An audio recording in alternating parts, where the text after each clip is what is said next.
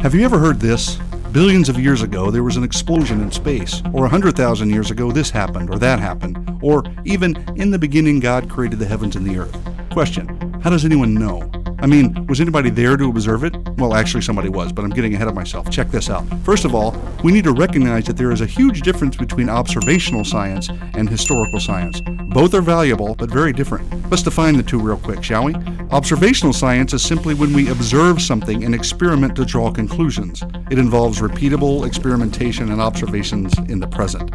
It's through observational science that we find cures for diseases and build space shuttles, stuff like that. Now, through historical science, we consider things that happened in the past, but they cannot be checked in the same way. I mean, we don't have access to the past like we do the present because, well, it's gone, right?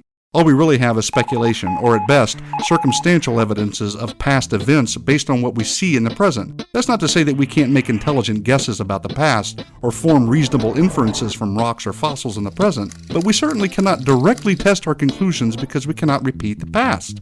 Got it? So, does that mean historical science is unimportant? Not at all. Let's drop an example down here for a minute and take a look at the Eiffel Tower. You know, that 19th century Parisian monument designed by Gustave Eiffel that stands 1,063 feet tall, which was built as the entrance for the 1889 World's Fair and is still the tallest building in Paris today, visited by millions of people each year? Yeah, that one. Well, guess what?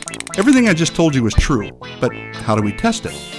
Well, applying observational science, we can, of course, observe the Eiffel Tower anytime we're in Paris. It's here in the present. Then, we can continue by testing the height and comparing it to all the other structures in Paris and confirm the claim that it is indeed the tallest building in Paris. But that's the extent of the kind of facts that can be proved by observational science in reference to this claim. How do we really know that Gustave designed it? How do we really know it was built in the 19th century as an entrance to the 1889 World's Fair? How do we really know how many people visited? That's all in the past. It can't be repeated. For that kind of information, we need to go outside the limits of observational science and discover what has been communicated to us through historical documents and eyewitness accounts. And furthermore, we have to believe those eyewitnesses and documents are trustworthy.